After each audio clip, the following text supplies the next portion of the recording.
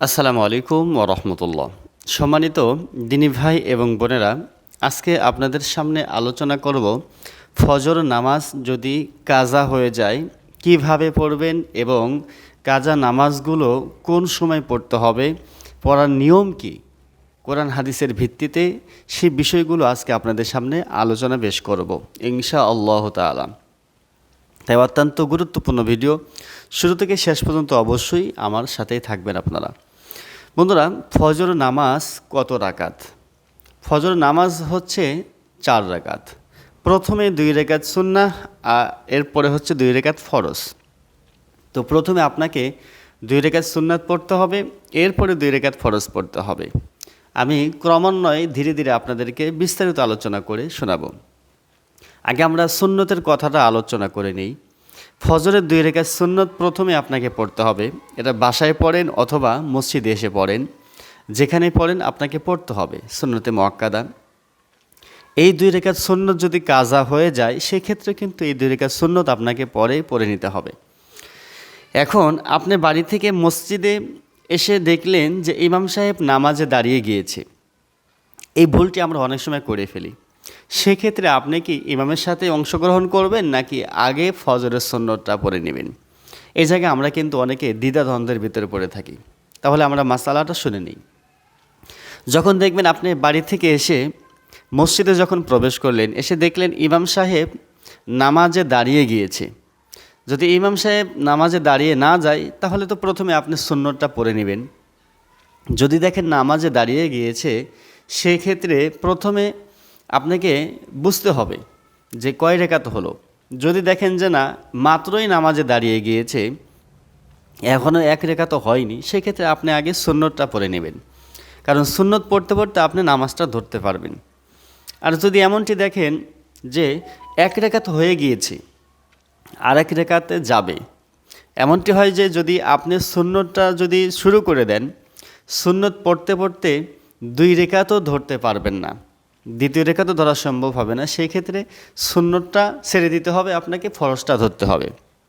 আর যদি এমনটি হয় যে এখন যেভাবে দাঁড়িয়ে গিয়েছে, আমি যদি সুন্নতটা আগে পড়ি আমি 1 রাকাত হলেও ধরতে পারবো, সেক্ষেত্রে আপনি আগে সুন্নতটা পড়ে নেবেন।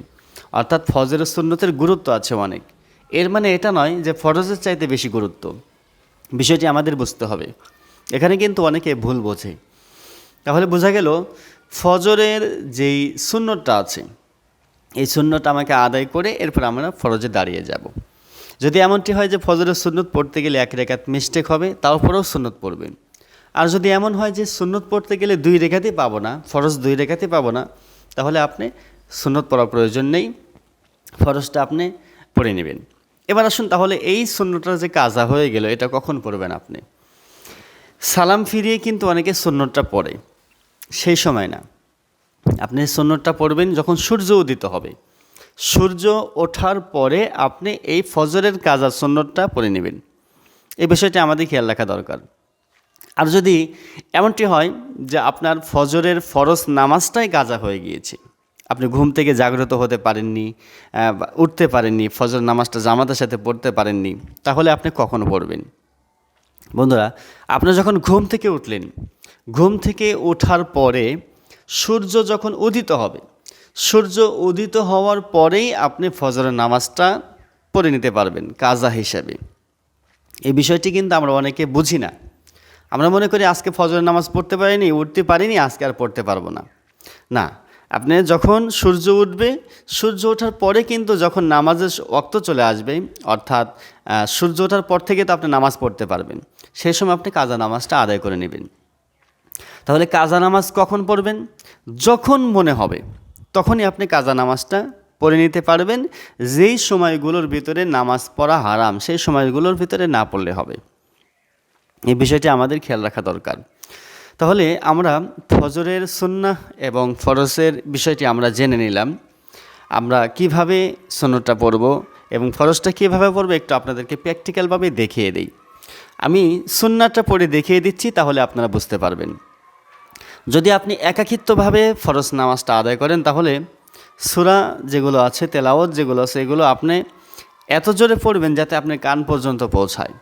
আর যদি ইমামের পিছনে আপনি নামাজ পড়েন তাহলে আপনাকে তেলাওয়াত করতে হবে না, ইমামের পেছনে দাঁড়িয়ে শুধু আপনি শ্রবণ করবেন, শুধু তাকবীর, তাসমিদ, তাহমিদ এগুলো আপনি পাঠ করবেন, তাশাহুদ, দুরূদ শরীফ, দোয়া মাসুর এগুলো পড়বেন। এছাড়া আপনাকে আর কিছু পড়তে হবে না। তাহলে আমরা দেখে নেই, তাহলে আপনি নিয়ত করলেন আমি ফজরের 2 রাকাত সুন্নত নামাজের নিয়ত করে দিছি, অথবা আমি ফজরের 2 রাকাত ফরজ নামাজের নিয়ত করে দিছি বলে আল্লাহু আকবার বলে হাত বাঁধলেন। হাত বেঁধে এবার সানা পড়ে নেবেন এইভাবে, সুবহানাকাল্লাহুম্মা ওয়া বিহামদিকা ওয়া তাবারাকা ইসমুকা ওয়া তাআলা জাদ্দুকা ওয়া লা ইলাহা গায়রুক। সানাটা আপনারা পড়ে নেবেন, আমি যেভাবে পড়েছি সহিশুদ্ধভাবেই আপনারা পাঠ করে নেবেন ইনশাআল্লাহ তাআলা। সানাটা পড়ে আউযু বিল্লাহি মিনাশ শাইতানির রাজীম, বিসমিল্লাহির রহমানির রহিম। আউযু বিল্লাহি বিসমিল্লাহ পড়ে সূরা ফাতিহা আপনারা পড়ে নেবেন। আমি এখানে সূরা ফাতিহা পাঠ করলাম না, যেহেতু ভিডিও লম্বা হবে। আমার এই চ্যানেলে অনেকগুলো ভিডিও আছে নামাজের, সেখানে আপনারা সূরা ফাতিহা শুনতে পারবেন, সেখান থেকে আপনারা সহিশুদ্ধভাবে মুখস্থ করে নেবেন। সূরা ফাতিহা পড়ার পরে বিসমিল্লাহ বলে অন্য একটি সূরা আপনি মিলায়ন করলেন। অন্য একটি সূরা মিলায়ন করার পরে তাহলে আপনি এবার 1 রাকাত শেষ হয়ে যাবে, রুকুতে গেলেন। রুকুতে গিয়ে রুকুর তাকবীর দিবেন, আল্লাহু আকবার। রুকুতে গিয়ে সুবহান রাব্বিয়াল আযীম 3 বার, 5 বার অথবা 7 বার আপনারা পড়ে নেবেন।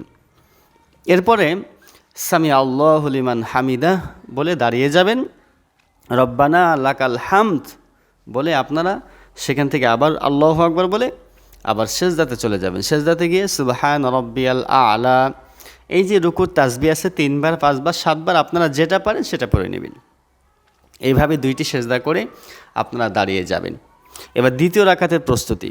এবার প্রথমে বিসমিল্লাহ পড়তে হবে, এখন আউযুবিল্লাহ পড়তে হবে না। বিসমিল্লাহ পড়ে এবার আপনি সূরা ফাতিহা পাঠ করবেন। সূরা ফাতিহা পাঠ করার পরে অন্য একটি সূরা মিলায়ন করবেন। অন্য একটি সূরা মিলায়ন করে প্রথম রাকাতের মতোই রুকু, সাজদা, তাসবিহ, তাহলিল সবগুলো পাঠ করে বৈঠকে বসবেন। প্রথমে আপনাকে তাশাহুদ পড়তে হবে এইভাবে, আত্তাহিয়াতু লিল্লাহি ওয়াস সালাওয়াতু ওয়াত তাইয়্যিবাত, আসসালামু আলাইকা আইয়ুহান নাবিয়্যু ওয়া রাহমাতুল্লাহি ওয়া বারাকাতুহু, আসসালামু আলাইনা ওয়া আলা ইবাদিল্লাহিস সালিহিন, আশহাদু আল্লা ইলাহা ইল্লাল্লাহু ওয়া আশহাদু আন্না মুহাম্মাদান আবদুহু ওয়া রাসূলুহু। তাশাহুদ পাঠ করে এবার আপনারা দুরূদ শরীফ পাঠ করবেন এভাবে, আল্লাহুম্মা সাল্লি আলা মুহাম্মাদিন ওয়া আলা আলি মুহাম্মাদ কামা সাল্লাইতা আলা ইব্রাহিম ওয়া আলা আলি ইব্রাহিম ইন্নাকা হামিদুম মাজিদ, আল্লাহুম্মা বারিক আলা মুহাম্মাদিন ওয়া আলা আলি মুহাম্মাদ কামা বারাকতা আলা ইব্রাহিম ওয়া আলা আলি ইব্রাহিম ইন্নাকা হামিদুম মাজিদ। এরপরে দোয়া মাসুরা পড়বেন এভাবে, আল্লাহুম্মা ইন্নী যালামতু নাফসি যুলমান কাসীরা ওয়া লা ইয়াগফিরুয যুনুবা ইল্লা আনতা ফাগফিরলি মাগফিরাতাম মিন ইনদিকা ওয়ারহামনি ইন্নাকা আনতাল গফুরুর রহিম। দোয়া মাসুরা শেষ করে আপনারা এবার প্রথমে ডান দিকে সালাম ফেরাবেন, এরপরে বাম দিকে সালাম ফেরাবেন। সালাম ফেরানোর পরে এরপরে আপনারা 2 রাকাত ফরজের জন্য প্রস্তুতি নিয়ে নেবেন। এবার শুধু নিয়ত করলেন, আমি ফরজের নিয়ত করে দিয়েছি। সুন্নত নামাজ যেভাবে পড়েছেন, যেভাবে সেজদা করেছেন, রুকু করেছেন, সূরা তেলাওয়াত করেছেন, যদি একাকিত্বভাবে আপনি ফরজ নামাজটা পড়েন ওইভাবে আপনি পাঠ করে আপনি ফরজ নামাজ পড়বেন। আর যদি ইমামের পিছনে হয়ে থাকে তাহলে আপনাকে সূরা কিরাত পাঠ করতে হবে না, শুধু ইমামের পেছনে দাঁড়িয়ে থেকে আপনারা শ্রবণ করবেন, শুধু তাসবিহ, রুকু, তাশাহুদ, দুরূদ শরীফ, দোয়া মাসুরা এগুলো আপনারা পাঠ করবেন। তো দর্শক মণ্ডলী, এই ছিল হচ্ছে ফজরের সুন্নাহ এবং ফরজ নামাজের নিয়মতান্ত্রিক কাজা এবং বাস্তবে আপনারা কীভাবে পড়বেন। আশা করি আপনারা বুঝতে পেরেছেন। তারপরেও যদি আপনারা বুঝতে না পারেন, কমেন্ট বক্সে অবশ্যই কমেন্ট করে জানাবেন। সকল ভালো থাকবেন। আসসালামু আলাইকুম ওয়া রাহমাতুল্লাহ।